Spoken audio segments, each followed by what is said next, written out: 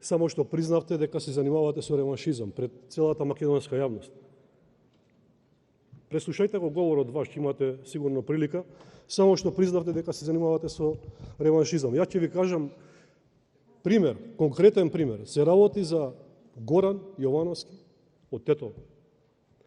Човекот беше советник на техничката министерка во Министерството за информатичко општество, како нејзин советник или како и да е стручниот назив. Чекаше на плюс 40 степени за време на пандемија пред вратите на АВРМ, а директорката не го пушти да влезе со документ на кој што пишува, кој што е потпишан од вашиот министер Манчевски, дека треба да се врати на работа. Тоа е класичен реваншизам. Не би сакал да набројам, има уште мал милион случаи, но ние ќе ги искористиме сите демократски средства натре во собранието.